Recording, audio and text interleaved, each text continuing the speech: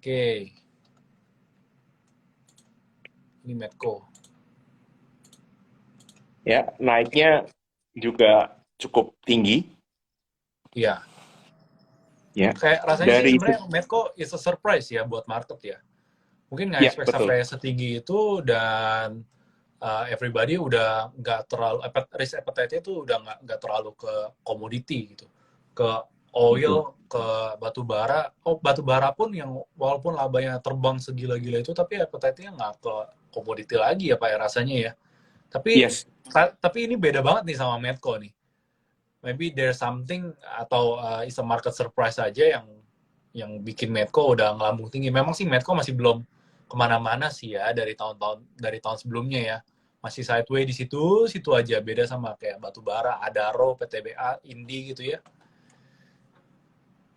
betul, betul. Memang ada tambahan laba yang dari aman, yang memang cukup kata dari tim riset pun ya. Untuk mereka juga ini memungkinkan untuk, boleh dicatat ya teman-teman, harganya sebetulnya masih bisa dinaikkan lagi nih target harganya. Dari tim riset kami sekitar 970 atau 950 kurang lebih di situ. Jadi tidak sampai 1000. Sudah tercapai ya mestinya hari ini kalau nggak salah tertingginya tadi sempat ke Udah tercapai. 950. Tertingginya Tercapai ya? 980. 980 ya? 990 sih. 990 berarti udah tercapai itu. 990 ya. Ya. Nah Iya. ini sekarang nanti bisa expect kalau ada koreksi terlebih dahulu 1 hari, 2 hari, mengingat harga komoditi untuk oilnya juga mungkin turun juga ya.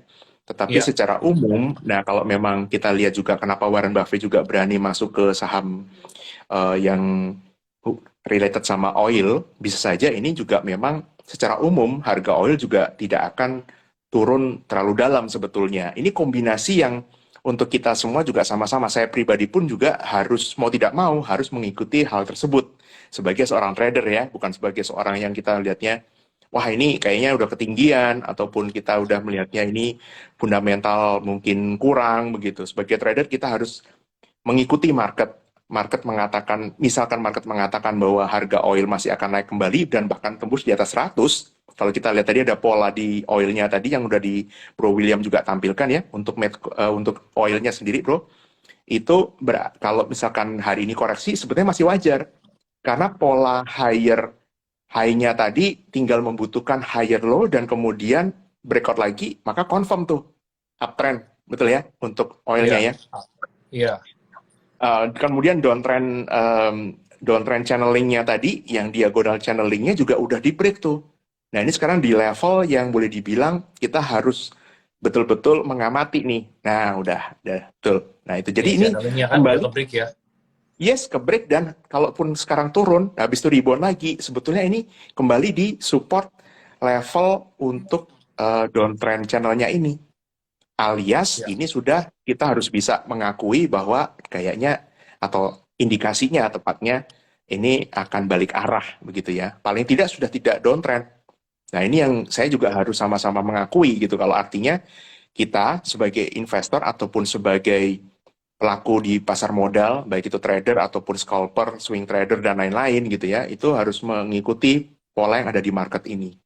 Kombinasi dari sini tentu saham-saham yang sudah disebutkan tadi ada Medco, kemudian yang gua tertarik secara pribadi itu ada PTRO sih bro.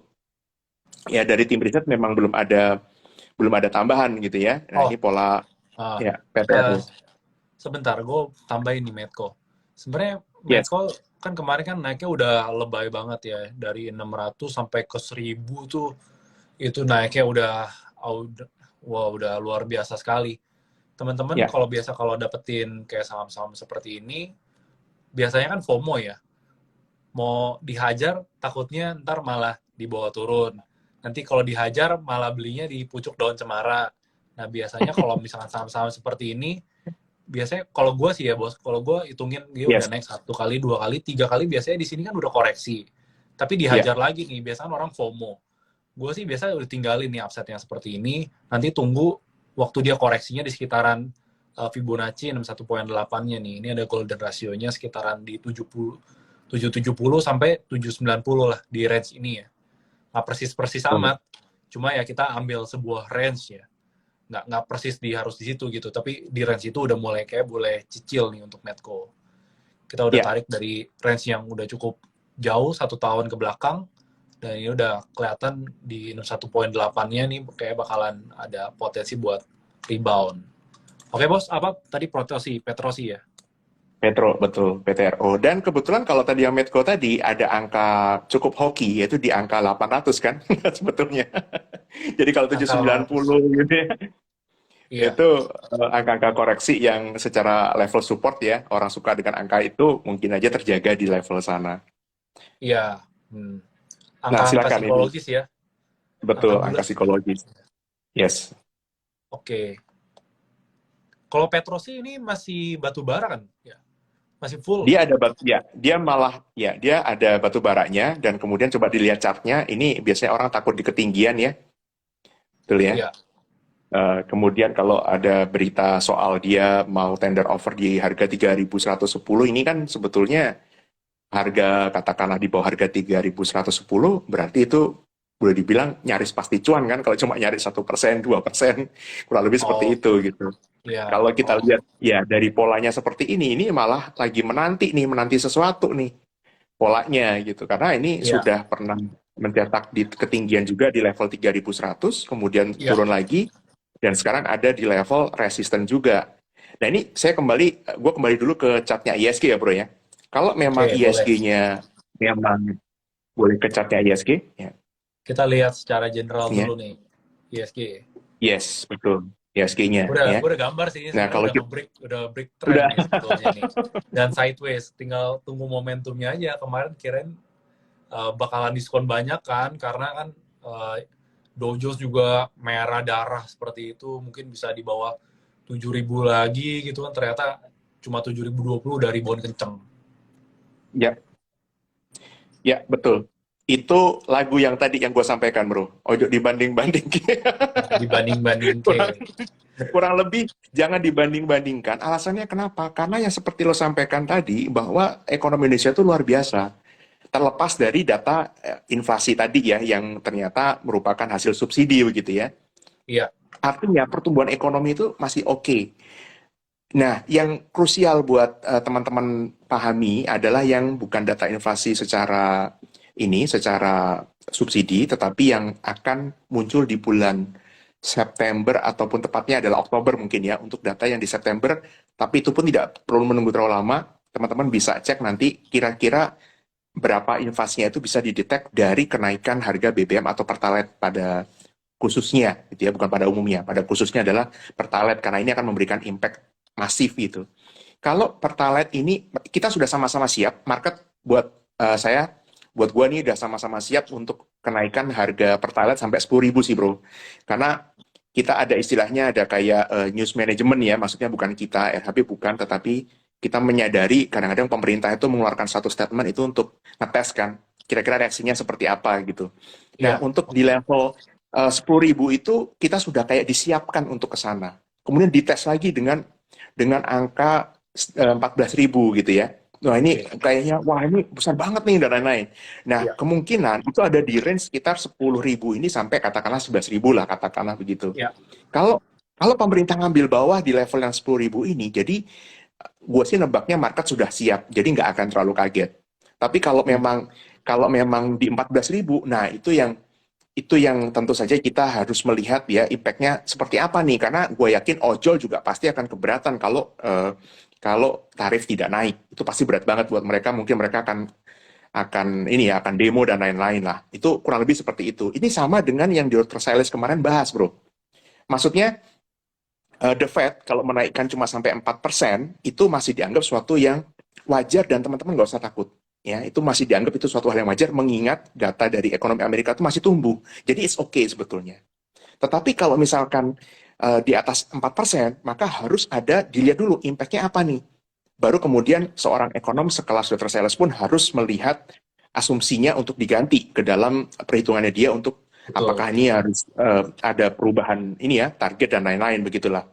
Nah, kita pun sama di sini. Kita sebagai trader pun sama. Kita bisa mengantisipasi itu dengan melihat nanti data dari atau rencana kenaikan Pertalite ini. Kalau misalkan 10.000, teman-teman kemudian takut gitu ya, itu mungkin kurang tepat. Karena kemungkinan itu sudah harusnya memang harus 10.000. Bahkan kalau mau jujur, harusnya itu 18.000. Jadi angka 14.000 pun semestinya bukan sesuatu yang menakutkan buat market. Tetapi tentu dengan ekspektasi orang udah di set di 10.000, kalau di atas 10.000 kita harus lebih melihat ya secara wise lah. Maksudnya impact-nya seperti apa ke depannya. Kalau memang cuma 10.000, saya rasa market masih bisa jalan, masih bisa tembus lagi ke atas lagi. Kembali Ya. ke chart yang ISG tadi yang lu tarik gambarnya, banyak yang sekarang khawatir begitu ya, di Oke. level yang puncaknya tadi itu, yang diagonalnya ini seperti ini ya, dan kemudian dia rebound, ini kalau mau lihat secara detail, itu ternyata turunan kemarin itu bahkan tidak membuat pola, kalau kita pakai low ya, kalau gue lebih suka lihat low itu breaknya pakai menggunakan closing dibandingkan menggunakan ekor. Jadi kemarin sempat pembukaannya waktu yang drop yang hari Senin itu, pembukaannya dropnya dalam, tapi ternyata tutupnya di atas. Jadi tidak, kalau cara gua melihatnya untuk market secara teknikal itu tidak ngebreak sebelumnya. Jadi tidak merubah tren sebelumnya. Jadi ini bukan downtrend. Ini masih sideways, tetapi kalau besok ini atau tepatnya 1 minggu, 2 minggu gitu ya, gue sih mungkin menghubungkan dengan pertalite-nya ini sendiri kenaikannya.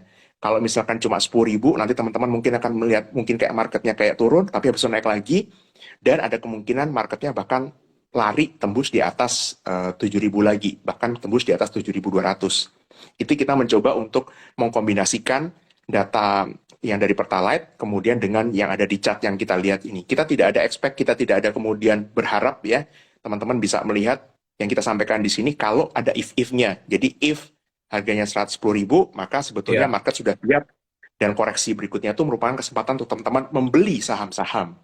Tapi kalau misalkan ternyata lebih dari 14.000, nah itu yang kita perlu lihat ya, apakah impact-nya akan cukup negatif apa tidak. Bukan ke marketnya, tapi ke ekonomi rakyat-rakyat secara umum. Karena tentu kita tidak mau ya ada pergolakan gitu kan. Kemudian kemudian masyarakat juga tidak bisa melanjutkan yang selama ini mereka lakukan karena harga terlalu tinggi gitu ya, bensin terlalu tinggi, itu yang kita hindari sebetulnya. Nah kalau kita melihat pola seperti ini dan melihat kekuatan rupiah, gue sih lebih melihat sebetulnya market lebih siap untuk lari sih bro. Ini sekali lagi belum melihat data pertalite ya yang baru nanti gitu ya. Jadi kalau cuma 10.000, gue melihat ini sebetulnya untuk upside ya, ISG itu masih bisa lari nih. Tembus atasnya lagi, koreksi dulu misalkan nanti pas pengumumannya eh, Pertalite ya, kemudian habis itu marketnya lanjut lagi, lari lagi. Hal ini juga masih senada sama seperti kemarin. Yang gue tanyakan langsung ke Dr. Sailis bro. Kalau lu sempat ingat ya, waktu gue tanyakan Ya. begini. Indonesia ini unik. Uniknya kenapa? Kita ini sebetulnya ya, negara penghasil minyak. Minyak kita yang bagus, oil, itu akan menjadi sesuatu yang kita bisa katakan kita ekspor, otomatis kan positif buat kita ya, karena kan kita sebenarnya membeli yang kualitasnya lebih buruk, yang kita pakai itu adalah kualitasnya lebih rendah lah dibandingkan yang kita Ya. jual. With oil punya kita, harganya tinggi, kita beli yang lebih rendah, jadi ada selisih yang positif. Tetapi kondisi sekarang ini yang menarik atau yang tepatnya bagus buat Indonesia, itu adalah harga batu bara, di mana kita sebagian malah sebagai pengekspornya, itu harganya tinggi banget gitu. Jadi kalau kondisinya seperti ini, batu baranya tinggi, oilnya di sini-sini aja, itu sebetulnya masih bagus buat Indonesia, bro. Betul. Iya, kebayang ya teman-teman ya. Ini kalau dibalik, itu yang bahaya sebetulnya. Harga batu baranya turun, kemudian harga minyaknya relatif masih lebih tinggi. Itu berbeda gitu. Karena kita menggunakan minyak ya, menggunakan oil, sementara coal-nya, batu baranya kita lebih banyak untuk ekspor. Nah ini yang kondisi ini yang kalau yang kedua tadi, skenario kedua itu kurang bagus buat Indonesia. Tapi kondisi yang saat ini terjadi alias skenario pertama itu lebih bagus buat Indonesia. Jadi jangan heran kalau gue kemarin menanyakan itu, Bro William, waktu itu kemarin gitu ya. Karena Indonesia ini sebagai pengekspor batu bara, kemudian kita sebagai pengguna oil, dan kita juga kuat ya secara ekonomi, ini harusnya menjadi sasaran atau target orang untuk berinvestasi. Itulah kenapa gue sambung tadi dengan kalimat yang agak di awal tadi. Gue cek ke beberapa teman gue, dan mereka mengatakan ini money on the sidelines itu seperti khawatir ketinggalan untuk masuk di Indonesia. Kebayang nggak teman-teman? Jadi kalau misalkan nggak ada macam-macam ya, nggak ada halangan, kemudian nggak ada kejutan di pertalite-nya itu sendiri dan lain-lain, ini mah ngegas, ngegas aja. Berikutnya kita akan tentu bahas. Jadi sahamnya apa? Itu tapi itu nanti gitu. Gua Itu nanti kembalikan dulu ke Bro di William nih. ujung, di terakhir. Di ujung gitu ya. Di ujung terakhir, jangan sekarang. Sekarang kan Jangan panjang sekarang dulu gitu. ceritanya. Betul, betul. Nah itu kan menarik nih kalau kita melihatnya. Jadi bukan hanya satu sisi saja. Kalau enggak kan kita melihatnya, waduh ini paniknya. Semua ngomong panik ya teman-teman ya. Saya ada di weekly market recap itu, saya pernah mengatakan begini, ada terekam tanggal 25 Juli, kalau Bro William juga sempat mengikuti ya waktu itu. Silakan cek di YouTube, di RHB TradeSmart ya, YouTube-nya kami, itu tanggal 25 Juli, itu saya ada weekly market recap, saya bertanya begini, agak di ujung itu, menit 1 jam sekian lah ya, agak di ujung. Saya mengatakan begini, kalau semua orang udah pada bearish, jangan-jangan ini sudah waktunya naik. Kenapa? Kita weekly call, morning call. Kita kemudian mendapatkan arahan dari yang reksadana gitu ya, fund manager, kemudian bahkan fund manager di luar sekalipun. Itu bahkan sampai ada yang mengatakan mereka itu saking bearish-nya, posisi sahamnya itu zero, bro. Zero, nol. Posisi sahamnya loh bahkan. Kalau di Indonesia, fund manager yang saham, reksadana saham, nggak bisa itu zero. Karena mereka harus tetap maintain di level 80%. Jadi nggak bisa zero. Sementara untuk yang ketika gua mengatakan itu di bulan Juli, mendekati akhir Juli itu kita dapat berita zero mereka. Bukan di Indonesia ya, di luar negeri. Jadi bearish banget. Gitu. Nuansanya tuh bearish banget. Itulah yang membuat gue yakin dengan pengalaman tentu saja. Kalau bahasanya Bro William tadi ada instingnya gitu ya, gue yakin itu malah akan kebalikannya, marketnya akan rebound. Dan it happens ya, marketnya rebound dan orang pikir, loh kok bisa rebound? Enggak, sebenarnya itu sudah ada polanya, kalau gue bilangnya seperti itu. Nah, saat ini pun sama. Saat ini yang gue lihat ya, ini relatif orang juga mungkin bearish, ya, bahkan mungkin beberapa ekonom juga nggak kurang bearishnya, tetapi yang orang tidak mau lihat, atau tepatnya saat ini tuh berbeda dengan tahun 2008 pun, adalah data ekonomi itu membaik gitu. Inflasi emang tinggi, tetapi data ekonomi membaik. Jadi kalau ada kenaikan suku bunga ini memang untuk ngerem inflasinya, tapi itu tidak untuk menurunkan pertumbuhan ekonomi. Amerika pun, meskipun dengan data inflasi yang sedemikian tingginya, ternyata pertumbuhan ekonominya masih cukup baik. Hal ini yang seringkali kita sebagai investor ataupun sebagai trader itu melepaskan atau kita nggak mau lihat gitu. Kenapa? Kita lebih banyak negatifnya. Namanya manusia ya, Bro William ya. Ya. Gue yakin lah, nggak cuma kita ngomong saham deh. Kalau kita ngomong dalam kehidupan sehari-hari aja, ada berita buruk atau negatif, kita langsung ambil itu kan kebanyakan. Atau kita tepatnya begini, ada pilihan, pilih mana, dengerin berita buruk atau dengerin berita baik gitu. Rata-rata orang walaupun pinginnya ada berita baik, tapi kenyataannya yang banyak diulang-ulang dalam pikirannya dia atau apa kan yang buruk kan. Bagaimana mungkin kita bisa menjadi investor yang objektif ya, yang optimis kalau kita hanya mendengar yang buruk-buruk saja. Jadi kalau kondisi sekarang, buat saya cari tuh, apa nih pro kontranya. Nanti kita boleh sharing, dari Bro William mungkin pernah mendengar sesuatu ya, pro dan kontranya, silahkan kita sharing juga di sini ya. Kita sama-sama cek. Dari yang gua dapat, data-datanya seperti itu bro. Jadi banyak yang bearish, kemudian ternyata saking bearish ya mereka ketinggalan nih di market yang seperti ini. Dan itulah yang membuktikan omongan kita, sebelumnya waktu itu sempat kita bahas mungkin yang foreign masih foreignomologi gitu ya, yang wah sangat percaya dengan asing gitu, itu ternyata mereka tuh dalam posisi yang relatif ketinggalan dan mereka sendiri mengatakan mereka khawatir untuk ketinggalan ikut di rally-nya IISG.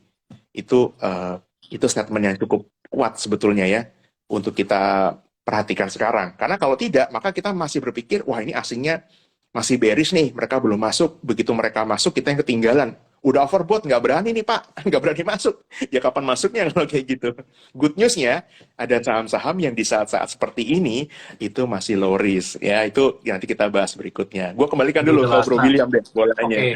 Nah, ini gua dari kemarin sih sebenarnya agak sedikit melihat juga sih sebuah pola yang cukup unik ya.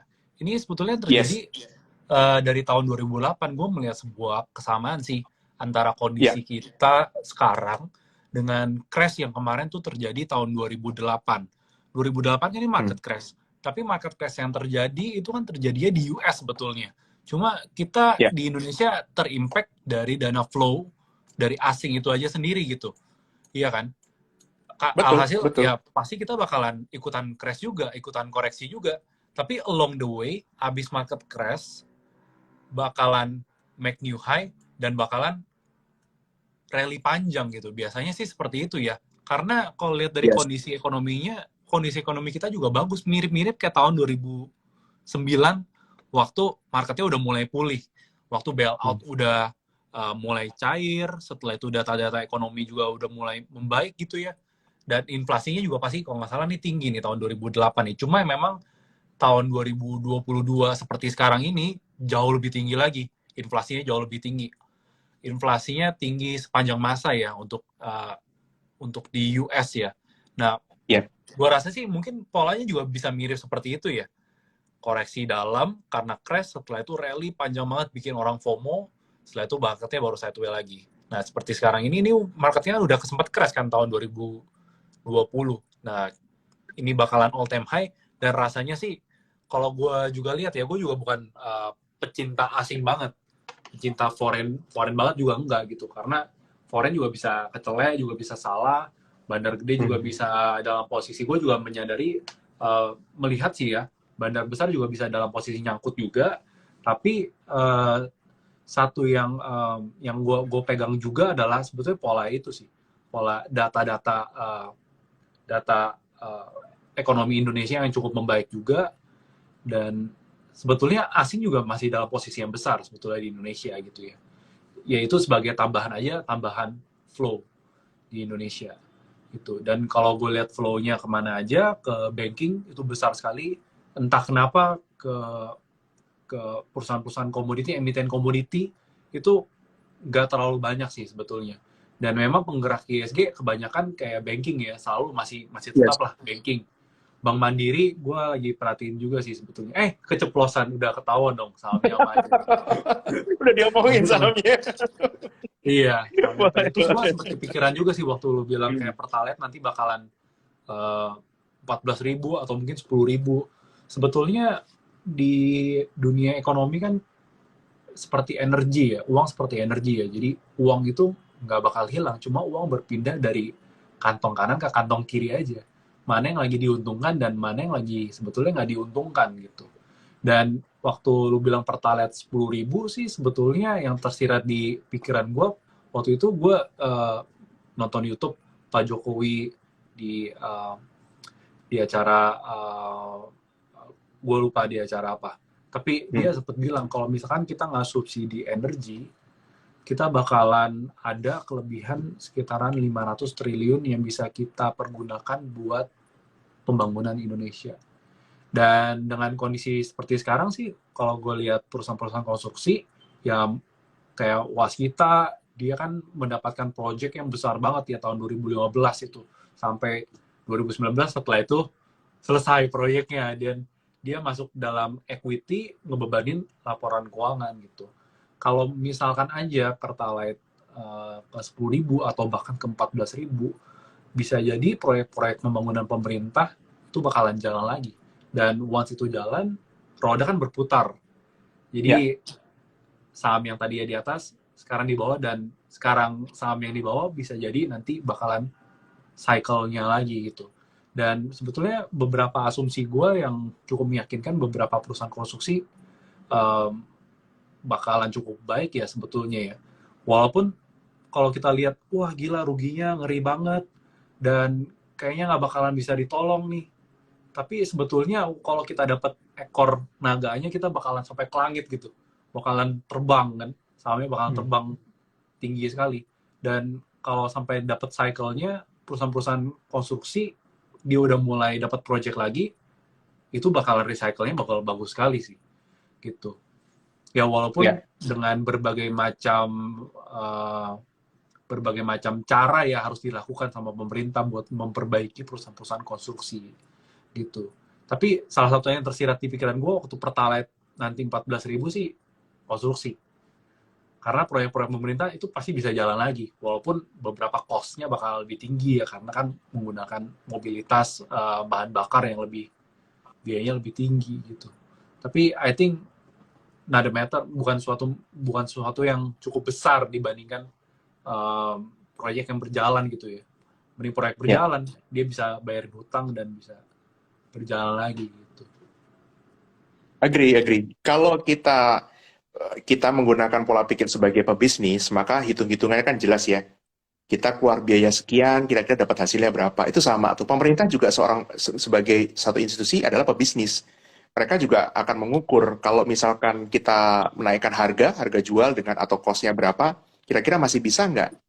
Nah, itu yang ini sudah ada beberapa pertanyaan, kayaknya udah tertarik dengan saham-sahamnya dan sektor-sektornya. Jadi kita buka Udah mulai mungkin ya, Bro. panas, udah mulai Udah mulai panas, panas gitu ya. udah mulai panas. Kita langsung buka. Betul sekali. Itu salah satunya adalah sektor konstruksi. Berita-berita juga cukup bagus ya belakangan ini. Tetapi yang perlu teman-teman juga perhatikan tadi untuk konstruksi ini beritanya bagus kalau kalau kita menggunakan kacamata sekarang oke aja nggak masalah sebetulnya. Tetapi kalau kita mau bandingkan dengan perolehan mereka di tahun 2014 gitu ya itu kurang banget sih sebetulnya. Jujur ya, kita kurang banget. Dan apa yang pernah menjadi tinggi banget tuh Waskita, saham itu saya favorit waktu tahun 2014, bro. Gua nggak tahu lu udah kecemplung, maksudnya udah tahu Waskita atau enggak waktu itu. Itu bagus banget. Gua paling demen waktu itu Waskita, bro. Tahun 2014 itu ya. Iya. Karena labanya juga bagus banget. Nah, saat ini, apakah Waskita masih bagus? Seperti yang tadi Bro William juga udah ngomong, ada kemungkinan Waskita itu akan menjadi kayak underdog ya, turnaround story-nya itu bisa menjadi wah ini tadinya orang nggak suka tapi kemudian labanya dia karena ada peningkatan uh, dari pemerintah kemudian dan proyek ini sendiri itu bisa jadi bagus banget. Saat ini sih kami dari RHB dan kalau gua pribadi juga masih prefernya tuh PTPP nomor satu ya untuk PP. konstruksi ya. Kemudian berikutnya kalau untuk saham-saham konstruksi lainnya, nah, yang cukup menarik itu Adi, karena kayaknya resilient banget gitu. Kalau turunnya kayaknya nggak dalam gitu ya untuk si Adi ini. Dan ada ke rencana untuk right issue kan, dan kita tahu biasanya right Iya, issue kan di atas nilai buku. Jadi ya iya. mestinya sih masih oke ya. Untuk konstruksi masih bisa untuk cicil ya. Kalau besok kalau nanti malam market di Amerika juga oke, buat saya cicil aja. Jadi money management aja yang penting ya. Di level untuk PTPP itu di level tadi berapa ya bro ya? 960, Oke, 9 berapa? ini gue Nanti bukain kita lihat ya. chartnya ya. Ya, boleh. Oke, ini chartnya PTPP nih. Ya, kemarin sebenarnya Ya. masih sideway, masih panjang banget nih sideway-nya. Wah, gue paling demen nih saham-saham yang udah sideway panjang seperti ini. Nanti kalau sekali meletup tuh udah kenceng banget biasanya. Yes, betul banget ya. Tadi rebound cukup tinggi ya untuk PTPP ya. Rebound. Iya, Iya, rebound. cukup Tutup gap tinggi sih nih kemarin kan PTPP. Iya, kebantai. betul. Iya. Hmm. Setelah itu hari ini udah tutup gap ya. Di Iya, 990 tutup gapnya. tutup gap di sini ya kalau mau antri di 960 mungkin 960 ke bawah nanti Bro William bisa 960 ke bawah. set di video ya boleh dipakai Fibonacci yang lebih detailnya mungkin nanti ya Bro ya Iya. untuk lebih detailnya nanti kita habis itu kita coba lihat berikutnya Adi Adi. boleh Adi yes juga Adi kan menarik sih karena dia mau, kalau nggak salah book value-nya di 1000 ya. Dia kalau misalkan mau right issue di bawah 1000, rasanya sih agak susah ya. Ini udah ya jatuh betul banyak sekali. juga dia right issue. Kalau Hmm. misalnya right issue 1000 aja 700, 800 ke 1000 tuh udah upsetnya udah 40% ke Almost atas. 50 yes betul almost 50% menarik banget kan nah ini kan Iya. ya, orang pada ngomongnya sekarang lagi ngomongnya tambang, tambang gitu ya, sementara yang beginian malah dilupakan. Giliran terbang, wah tahu gitu. Nah, itu nanti giliran tambangnya turun, pada bertanya ya. Jadi untuk teman-teman biasakan tadi yang seperti Bro William juga sampaikan ya, untuk yang terbang-terbang mungkin saatnya kita juga cicil jual ataupun bahkan kita uh, take profit ya semuanya juga kalau memang Anda sudah merasakan profit yang cukup saatnya untuk mencari saham-saham lain lagi yang memang sedang dari posisi support ataupun orang banyak meninggalkan gitu. Nah, Iya. saham berikutnya tadi ini ada yang bertanya, sudah menebak juga nampaknya itu adalah di semen. Nah, Semen. kita bahas dulu ya untuk ya. Nih Jadi ini kalau konstruksi sudah. Ini kalau Adikarya sih sebetulnya kalau dia break 850 sih bisa rally panjang nih. Yes, exactly. Itu dia. Iya, karena kalau Kenapa? lihat polanya nih Ah, betul. downtrend. Setelah itu sebetulnya udah pola downtrendnya ini udah patah nih dari yang sebelumnya. udah mulai Yes, ngebreak di betul. sini ya. Udah mulai ngebreak. Ya biasanya Ya, kalau yang break yang pertama sih masih belum. Biasa break yang kedua, break yang ketiga biasa sukses gerak. exactly. Setelah itu Betul. semen ya bos. Itu juga. Yes, semen. Semen ini untuk pertama ada SMGR yang biasa orang tahu. Yang kedua yang jarang orang tradingkan biasanya INTP. Kalau gue pribadi, gue lebih sukanya INTP karena INTP ini lebih gimana ya ngomongnya ya. Kadang-kadang teman-teman bisa melihat ya, saham yang harganya lebih mahal itu lebih gampang, lebih enteng naiknya begitu ya. Contoh tadi ada yang komen soal BCA nih bro. BCA daripada BRI lebih mahal BCA ya, tapi enteng banget naiknya. Udah hampir ke all time high lagi tuh BCA-nya tuh bro. Iya. Ya, nah untuk ya kan, nah untuk saham-saham pun juga secara umum juga sama nih, ada INTP, ada SMGR. Secara chart SMGR ada di support ya, lebih kayaknya lebih low risk, tetapi secara pola itu untuk INTP sebetulnya sudah ada pola higher lows. Jadi secara chart lebih menarik ya, secara risk memang lebih menarik SMGR, tapi secara chart lebih menarik si INTP. Iya, iya. INTP sebenarnya kalau kita ngomongin persemenan juga, eh, semen-semen agak banci sih ini sebenarnya. Karena dia under induknya, yaitu Weton. Iya. Jadi dia juga dia perusahaan-perusahaan ini kan, dibilang konstruksi bukan, tapi dia dapat proyek dari konstruksi, dan dia punya bisnis utamanya adalah beton gitu. Raw Betul. materialnya juga. Dan ini kalau sebenarnya kalau lihat polanya nih, dia udah membentuk higher high, titik tertinggi yang lebih tinggi lagi nih. Udah duluan malah ya. Udah duluan, jalannya udah Udah duluan nih duluan Weton. malah. Induknya belum kemana-mana, anaknya malah udah duluan tuh. Nah, itu dia. Itu kejelian, teman-teman ya. Itu kejelian kita untuk mau mengamati gitu. Jadi kadang-kadang ada yang maunya kan instan nih, teman-teman. Oh, saya lihat apa nih? Supaya menemukan besok yang mau terbang apa, kan gitu kan pertanyaannya. Kalau buat yang umum.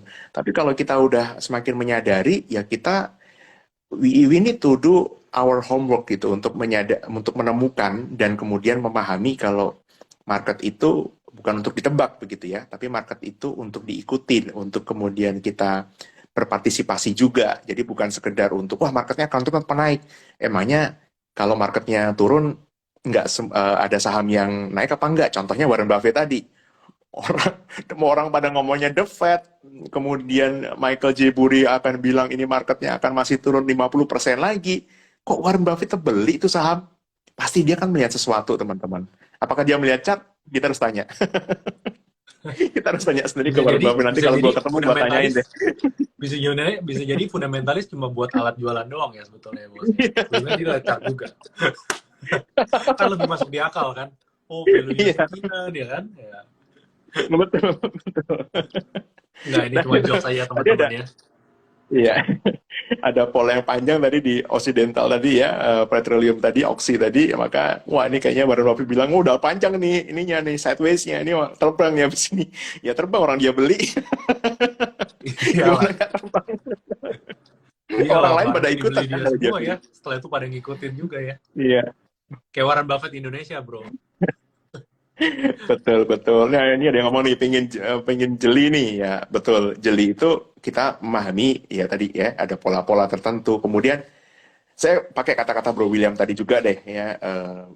Kita coba cari yang saham-saham yang belum terbang itu apa? Karena kalau kita fokusnya yang terbang mulu, kita juga memang sebagai trader itu lebih menyenangkan untuk melihat saham-saham yang udah terbang dan kita mau cari scalping untuk time frame lebih pendek gitu ya, itu lebih dapat. Tapi kalau kita memang untuk waktu kita maupun ke pekerjaan kita itu tidak seperti seorang yang memang full time depan monitor, maka mendingan atau katakanlah seperti saya deh, saya nggak depan monitor, walaupun saya depan monitor tapi kerjaan bukan bukan kemudian tradingnya gitu. Kalau saya nggak bisa lihat terus, ya ngapain saya harus menempatkan posisi saya di situasi yang less probability buat saya gitu ya. Nah untuk saham-saham tadi ada yang ngomong juga LKH itu tuh ada yang menarik juga berapa sahamnya. LKH jangan lupa punya PTRO loh. LKH juga punya PTRO nih. PTRO sekarang lagi di ketinggian nih. Nah, kalau Jadi PTRO lagi digambar juga ketinggian, chartnya jangan-jangan kira-kira nih. Betul. Nah, kalau lihat dari book value-nya PTRO itu 3.600 ya kalau nggak salah ya. Upside berarti berapa? 20% dari sekarang. Kemudian kalau dari earning-nya sendiri, kalau mau dikalikan 10, ya coba aja dicek sendiri deh ketemu berapa angkanya. Saya nggak berani ngomong. Do Nanti, your own homework ya. nanti Intinya iya, nanti habis itu dipikir pom-pom nggak deh, biar teman-teman untuk melihat ya ya. Akan hitung selalu sendiri ada, ya, dinalarkan sendiri betul. ya teman-teman ya. Ya, jadi teman-teman itu nggak bukan perkara susah lah. Kalau untuk menentukannya tadi entry-nya kapan bisa pakai tadi ada indikator banyak tadi ya, ada technical, ada kemudian ada tadi pakai Fibonacci. Kalau sudah terbang-terbang pakai Fibonacci aja cukup lah. Kayak tadi misalkan untuk Medco ya bro ya, tadi di Ya, harga berapa itu bisa. Untuk semen saya rasa kalau memang kondisinya sebaliknya ya lawannya, kalau komoditi turun, terutama batu bara turun, semen yang akan naik. Jadi untuk SMGR, kemudian untuk INTP, dari situasi sekarang sih mestinya cukup menarik. Nanti kita lihat coba terutama kalau yang di sini teman-teman biasa melihat saham-saham batu bara dan tadi udah disampaikan juga oleh Bro William itu Adaro sell on news ya itu sama. Kita juga saya kalau webinar gitu juga menyampaikan itu udah waktunya untuk siap-siap tunggu aja untuk sell on news di saham-saham atau di batu baranya gitu ya. Keluar beritanya labanya bagus malah sell on news. Contohnya ITMG beberapa waktu yang lalu. ITMG ya, duluan, kemudian ah, diikuti sama ya kan ITMG keluar labanya duluan, ya, ternyata langsung masif sell banget itu, volume ya. besar banget itu, ngedam tuh.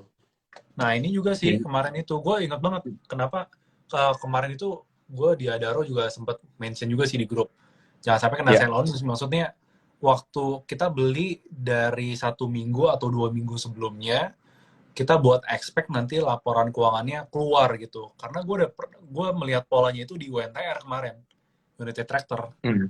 Kan di sini laporan Ya. keuangannya kan keluar nih gila banget kan. Wah labanya bener-bener kinclong. Setelah itu sell on news gitu. Yes, Nah ini takutnya betul. selalu karena yang bener-bener udah diliatin market dan kayaknya harganya udah cukup price in gitu. Nah ini mirip-mirip juga dan pas juga nih ada Celonis juga gitu. Ya. Karena udah Buat yang bener-bener masih baru. iya Hmm. bener-bener udah diliatin market banget. Wah batu bara tinggi sekali harganya. Wah batu bara harganya 400, harganya nggak turun-turun. Cuma yang sebetulnya yang agak surprise menurut gue cuma satu, Medco. Ya. Medco kan surprise. Wah, waktu ngebreak langsung ngebreak lagi. Biasa kita carinya saham-saham yang surprise seperti ini sih, gitu. Dan Ya. yang mungkin Untuk Medco, surprise berikutnya adalah perusahaan-perusahaan konstruksi ya. Ya tadi udah dibahas sih. Dan ya. yang masih belum buka toko sebetulnya tinggal ini nih sebetulnya. USBP masih suspend. Nggak tahu kapan bukanya. Kakaknya udah bilang WSBP, duluan. Garuda, gitu. Iya, nggak tahu deh. Kita lihat yang udah buka toko aja dulu. Udah buka toko kan Ya. Weton Ya. nih. Weton volumenya juga Hmm. bagus, chartingnya juga harga udah low gitu. Ada sentimen-sentimen yang cukup baik juga. Boleh sih sebenarnya. Ya. Betul sekali. Di luar itu ada beberapa lagi ya yang belum ngasih laporan keuangan itu untuk perbankan ada BTN, itu juga belum ngasih laporan keuangan kan. Ya, Kemudian ada Jasa Marga, Jasa Marga ini juga cukup surprise juga udah ditunggu-tunggu, gue tunggu-tunggu nih nggak keluar-keluar. Padahal gue sih cukup yakin ya dan tim riset pun juga punya upside untuk Jasa Marga tuh 5.300. Jadi kalau dari sekarang berapa? Lebih dari 40% lah. Ini kayaknya masih menarik banget lah untuk si Jasa Marga ini. ya. Itu juga belum ada laporan keuangannya. Harusnya ini cakep banget laporan keuangannya Jasa Marga. Gitu. Hmm. Kalau jasa Harusnya marga ya. kan dia Dengan, ada konstruksi juga kan ya. Karena kan dia mau yes. nggak mau dia harus kerjain proyek-proyek nasional. Ya, ini menurut Pak Berlian gimana nih proyek-proyek? Jadi ibaratnya jasa marga udah punya cash cow, yaitu jalan tol yang udah well developed, udah punya ROI yang bagus. Setelah itu, wah jasa marga jangan enak-enakan doang dong, kerjain proyek nasional juga gitu kan, ibaratnya kayak gitu kan. Iya, Iya. kasarnya kayak gitu jasa marga. Iya. Kalau kita cara lihatnya gini deh, pemerintah ini kan BUMN ya tepatnya ya. Apa Iya, yang dihasilkan oleh BUMN ini menjadi kepentingan pemerintah untuk mendapatkan hasilnya balik.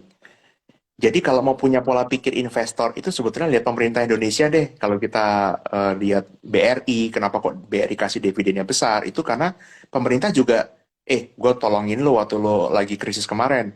Jangan lo diem aja gitu kan. Balik yuk, balikin nih, kasih penghasilan juga nih buat negara. Itu sama teman-teman. Jadi jasa marga itu kemungkinan karena juga labanya dia juga bagus, maka dia diminta untuk, ayo lu bantu kita nih sekarang. Itu kepentingan tuh pasti ada. Tetapi jangan lupa juga bahwa pemerintah punya kepentingan untuk meminta dividen dari jasa marga juga.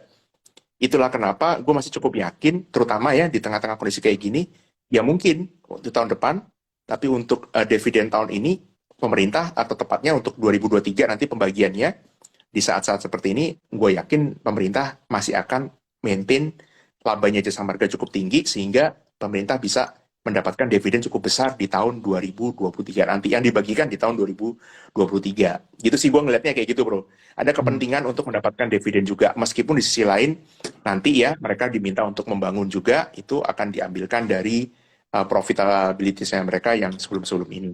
Kembali ke soal yang jalan tol tadi. Jasa marga ini boleh dibilang untuk hasilnya ya atau untuk labanya atau pendapatannya itu sebagian besar itu dari jalan tol yang ada di Jawa dan khususnya kan Jakarta gitu kan. Jadi kalau lihat Jakarta macet ya sebetulnya itu tarif tol nggak mungkin turun. Jadi Iya. mau kayak apapun kondisinya ya orang pakai jalan tol juga ya kan. Apalagi kalau misalnya gini bensin makin mahal. Kebayang nggak? Lo pilih mana? Bayar tol atau Oh lo iya, tambah ini lagi? Nggak mungkin lo langsung pilih yang kita lain. Tapi lo langsung relative valuation.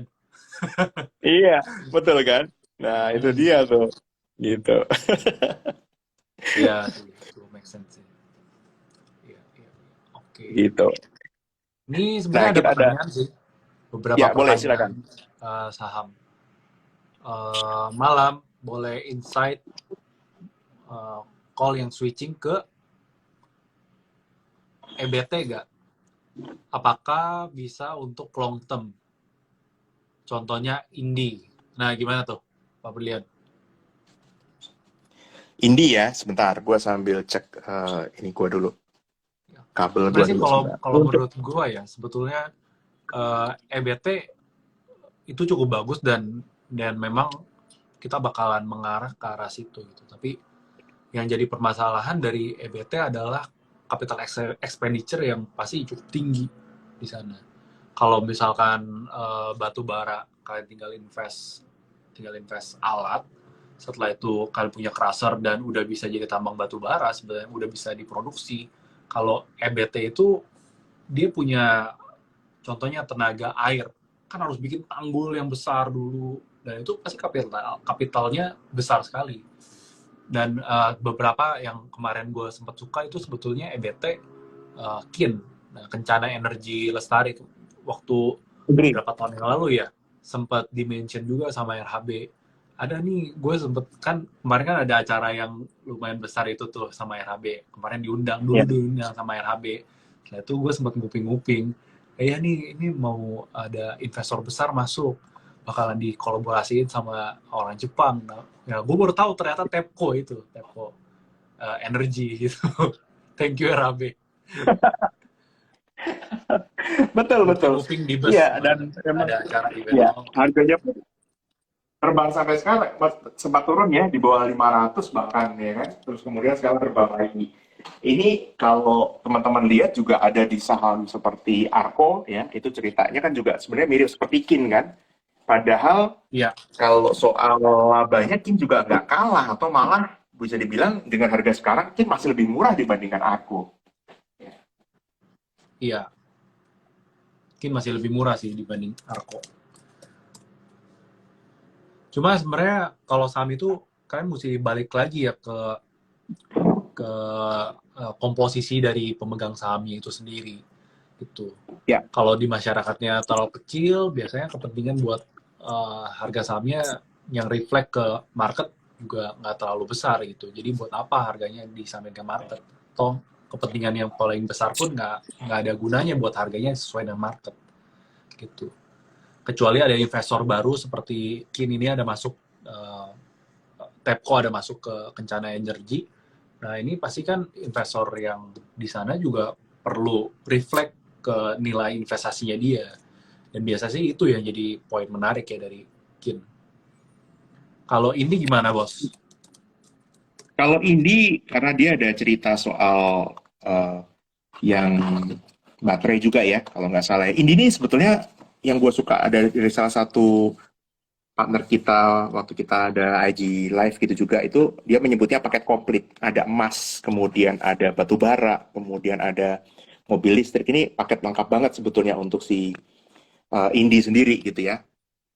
Kalau secara batu baranya doang, mungkin agak ceritanya udah lewat lah, atau tepatnya ya nanti butuh koreksi sendiri lah. Tapi kalau untuk sahamnya sendiri sih masih cukup menarik. Labanya pun juga lumayan begitu, nggak terlalu mengecewakan. Secara umum untuk hari ini untuk saham-saham yang seperti ini, mungkin cara the wise-nya atau cara bijaknya kita menjawabnya ya udah pakai trailing stop aja deh yang punya, ya nggak bro? Daripada kita bilang ini masih akan terbang dan lain-lain. Itu yang membuktikan teman-teman semua ya, banyak orang itu pingin seperti Warren Buffett, tapi yang dibeli adalah saham-saham yang sudah populer. Contoh tadi ini ada yang juga bertanya saham PTBA. Kita nggak bilang PTBA juga jelek ya bro ya. Kita juga Iya, kita nggak mungkin bilang jelek karena kenyataannya batu bara masih bagus, terus otomatis juga masa sih kita berani ngomong ini akan turun, akan drop dan lain-lain.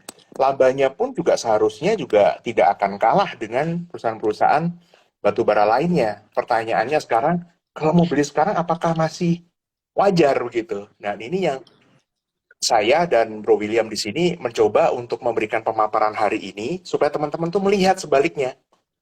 Dengan pernyataan Warren Buffett tadi, kalau mau orang banyak atau tepatnya pernyataan aslinya begini, banyak orang tuh tertarik dengan saham-saham yang populer, sementara kalau kita masuk ke saham-saham yang populer itu udah terbang dan kita nggak bisa dapat hasil yang besar. Kalau kita mau dapat hasil yang besar, maka kita harus berpikir sebaliknya. Coba cari saham-saham yang kurang populer, ya yang sekarang lagi nggak dibahas, tapi kita tahu tuh polanya. Tadi mungkin Bro William udah sebutkan ya, udah sideways panjang gitu ya, Bro ya. Terus kemudian saham-saham yang sebetulnya labanya juga nggak kalah menarik, tetapi orang banyak nggak lihat. Contohnya kayak tadi kayak Kin tadi.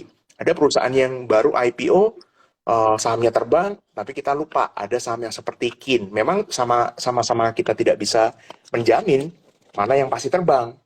Tapi yang jelas ketika kita membeli saham-saham yang punya prospek bagus dan harganya masih murah, resiko kita tuh udah terbatas. Berbeda dengan ketika kita membeli saham-saham yang kayaknya bagus dan kayaknya bakal bagus, tapi harganya udah terbang tinggi banget.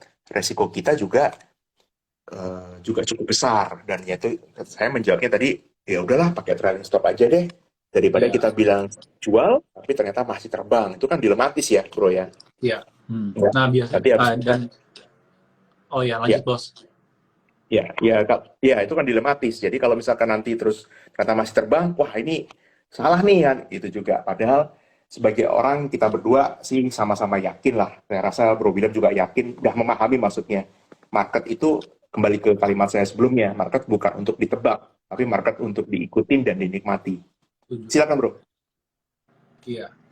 Sebenarnya kalau kita melihat dari omongan Warren Buffett ya, dia bilang cari perusahaan yang PE-nya rendah, setelah itu PBV-nya juga rendah. Emang betul sih, dan kalau disandingkan dengan profil Warren Buffett, emang betul dia harus membeli saham seperti itu. Karena kalau teman-teman lihat, size-nya dia untuk beli mungkin saham-saham yang kecil, saham-saham yang mungkin masih underlook, orang masih belum terlalu lihat, itu sangat sulit sekali gitu.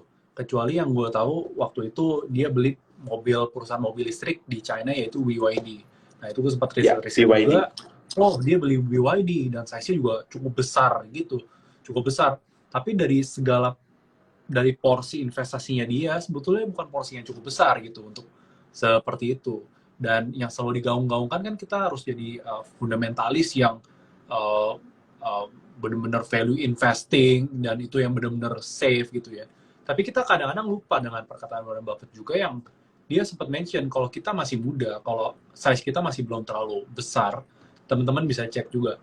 Kalau size kita masih belum besar, kita harus berani punya posisi ke saham-saham yang sebetulnya second liner juga, yang dia punya potensi besar dan masih underlook, masih belum terlalu dilihat oleh market.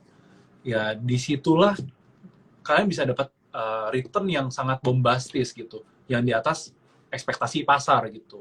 Dan kalau kalian cuma beli saham-saham yang familiar aja boleh lah. Mungkin 50% saham-saham yang familiar. Tapi sisanya kalian harus berani porsikan ke saham-saham yang sebetulnya secara fundamental bagus tapi masih belum familiar di pasar.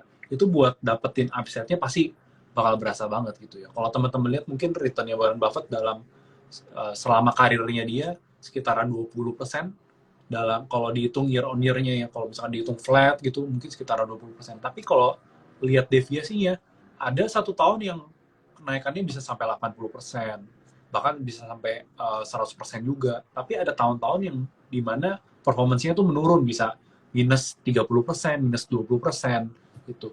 Nah, kalau dia bisa dapat return sebesar itu, pasti nggak cuma invest di saham yang familiar aja, pasti ada porsinya dia invest di saham-saham kecil yang underlook, masih belum rame, tapi punya potensi upside yang besar gitu. Jadi biasain, mungkin teman-teman boleh biasain juga cari saham-saham yang masih belum familiar, betting dari sekarang. I mean bukan betting sih, tapi kita punya sebuah keyakinan bahwa ini perusahaan bakalan besar karena ada beberapa kriterianya. Oh, perusahaannya cukup baik, manajemennya kelihatannya legit gitu, setelah itu value-nya juga menarik dan prospek kedepannya juga cukup baik gitu. Biasa sih kalau yang saya lihat sih kira-kira kayak gitu sih Pak.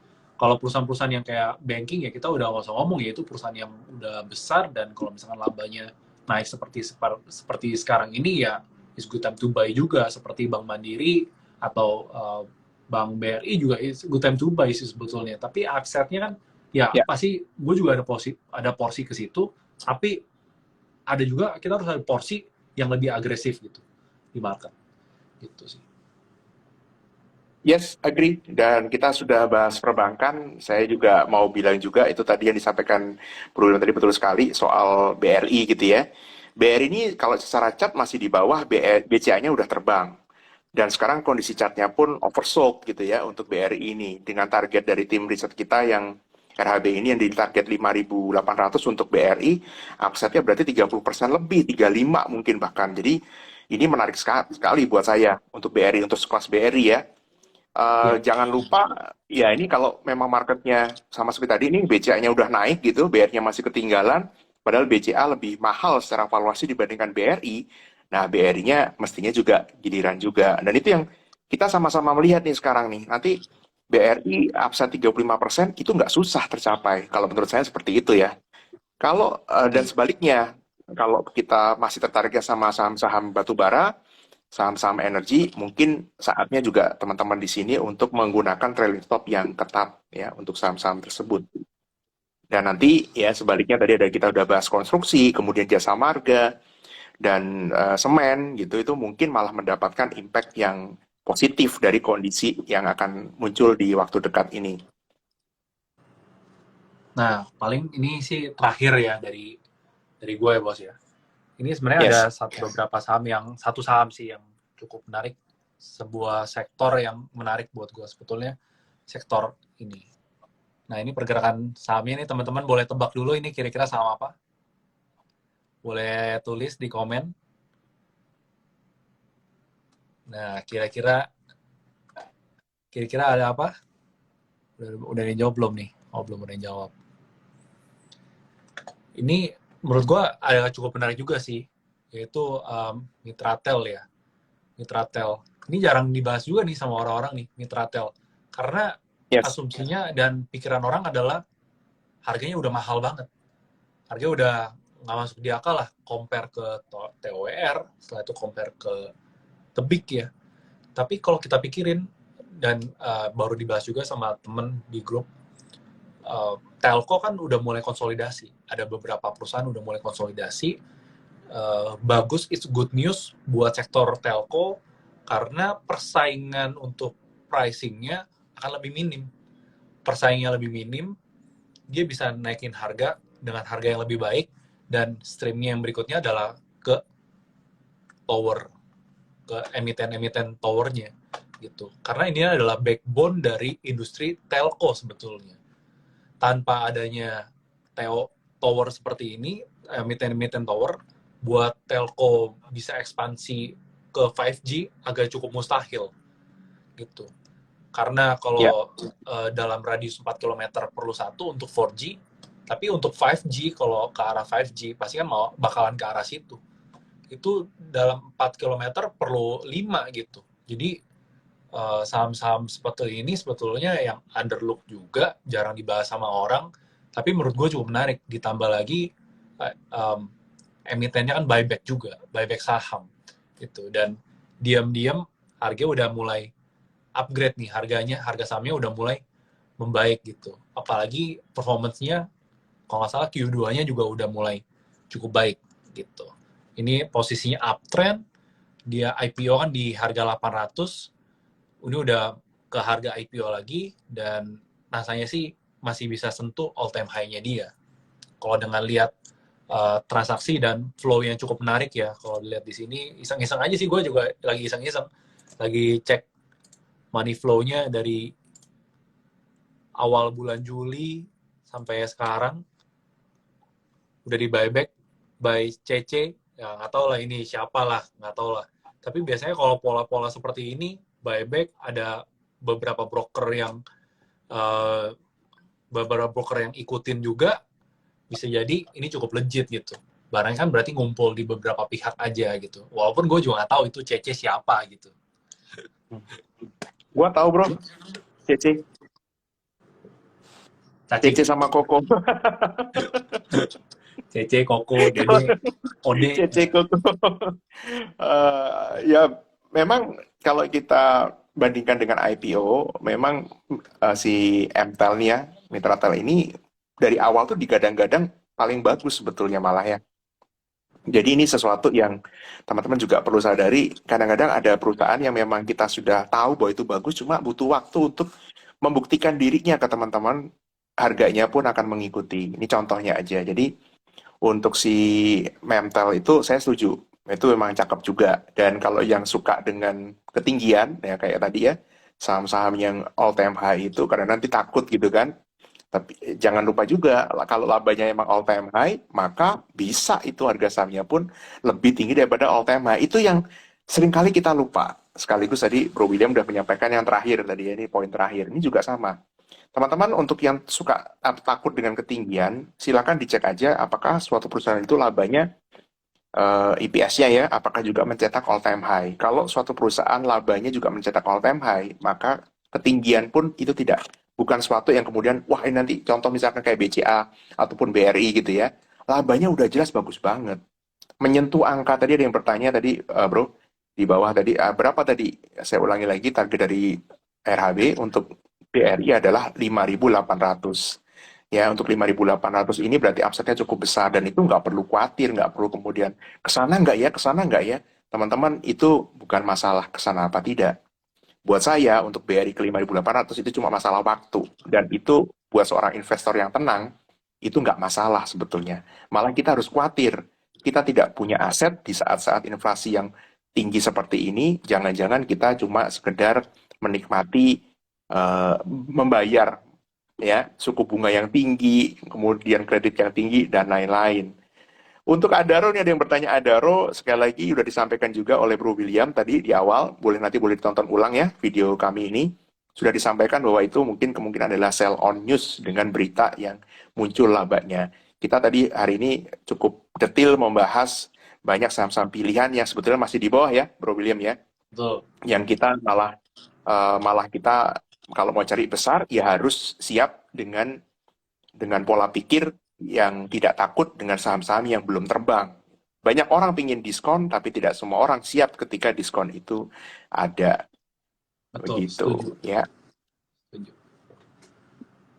Oke. Untuk yang, nah ya, ini ada tambahan sedikit, yang kalau yang pemula tadi, bonus dari saya terakhir, ada untuk BRI, silakan buat saya BRI untuk pemula, nabung di BRI, Anda nggak perlu khawatir lah.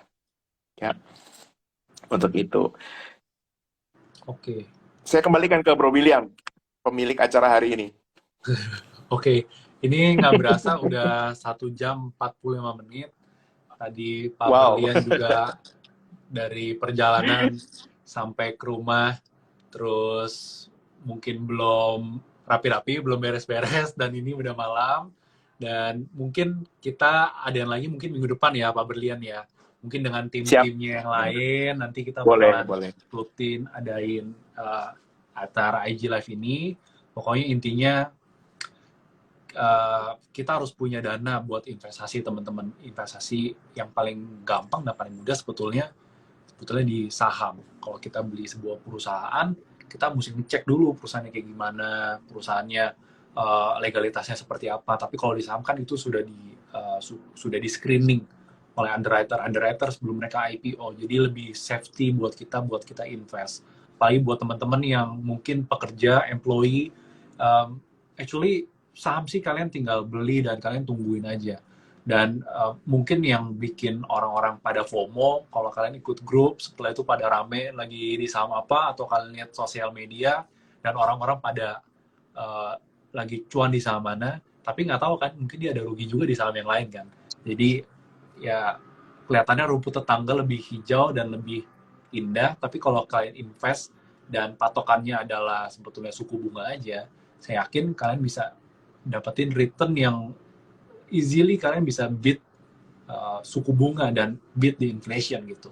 Tujuannya kita bukan buat ngalahin orang lain, tapi gimana caranya kita bisa ngalahin diri kita sendiri dan kita bisa lewatin masa yang seperti sekarang ini, yaitu inflasi yang akan tinggi. Jadi prepare yourself teman-teman. Semoga kalian tetap cuan terus.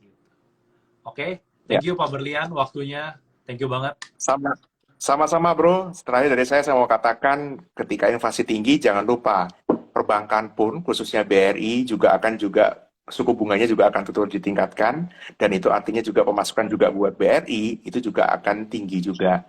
Jadi buat saya salah satu untuk Anda mengantisipasi atau menyikapi inflasi yang tinggi tentu saja investasi, salah satunya di BRI itu sendiri. Terima kasih Bro William, sampai ketemu juga di acara-acara berikutnya. Jangan lupa buat Smart People, Nasabah RHB, kita besok ada kelas ya untuk Quadruple Tops. Thank you Bro William. Mantap.